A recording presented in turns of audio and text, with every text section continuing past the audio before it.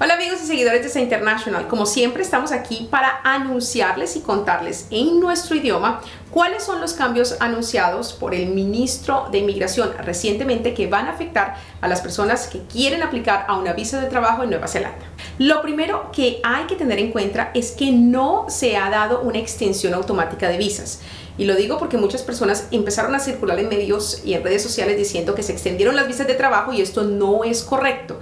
No hay una extensión, lo que hay una modificación en el proceso de las visas de trabajo que va a empezar a partir del 19 de julio de este año. El segundo anuncio importante es que las personas que ganen a partir del 19 de julio inferior a la media nacional, que será $27 por hora, van a poder obtener una visa de 24 meses. Estábamos en visas de un año para quienes ganaban menos de la media nacional y el gran anuncio es que para dar más flexibilidad a los empleadores y estabilidad a las personas puedan obtener visados de 24 meses.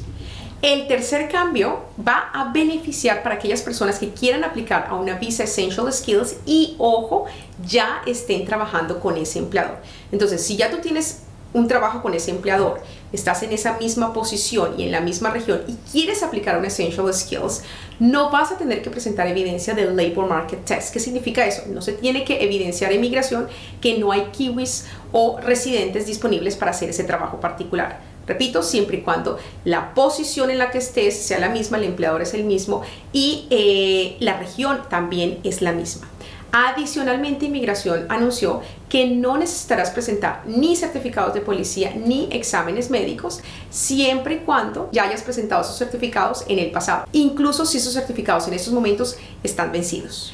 El cuarto punto importante es que entre el 19 de julio y el 28 de agosto, esas aplicaciones de visas de trabajo las vas a tener que hacer en papel, no en el sistema online.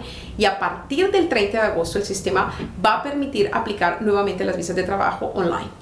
Por último, el quinto punto a considerar es que todo el proceso de acreditación que iba a ser necesario o que iba a ser obligatorio para las empresas a partir del 1 de noviembre va a ser aplazado hasta el próximo año, probablemente mitad del 2022. Entonces las empresas no van a tener que acreditarse tan rápido como lo habíamos estimado o como lo había dicho Inmigración en su momento y por tanto se podrán seguir utilizando las categorías de visas de trabajo existentes hasta mediados del próximo año.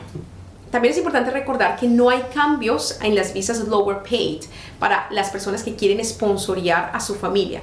Es decir, si tú quieres darle a tu pareja una visa de trabajo, sí o sí vas a tener que tener la posibilidad o tener una visa de 3 años y no una visa lower paid, sino una visa donde te paguen más de la media nacional o al menos la media nacional para poder sponsorearlos a ellos, a tu pareja con una visa de trabajo y a los hijos en edad escolar con visas de estudiantes.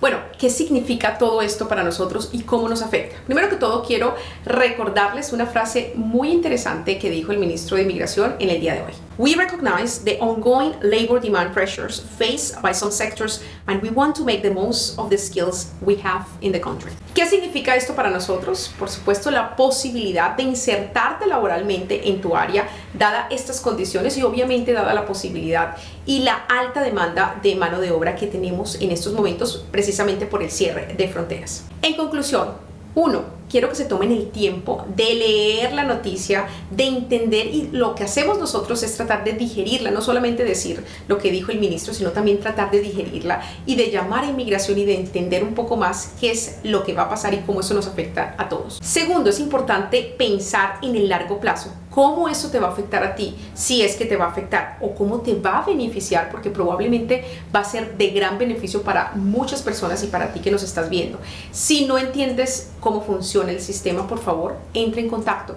Lo tercero importante es asesorarte bien, consultar con buenos agentes para hacer un plan a largo plazo y entender si esto puede ser la gran oportunidad que estabas esperando para insertarte en el mercado laboral y para realizar el proyecto a futuro que quieres, por ejemplo, aplicar una residencia si es posible. Gracias por ver este video. Vamos a tener muchas más noticias y actualizaciones también para las personas que están fuera de Nueva Zelanda. Síganos en redes sociales que ahí vamos a tener todas las actualizaciones y muchas más cosas que van a estar pasando en los próximos días. Nos vemos en una próxima oportunidad y gracias por seguirnos. Chao, chao.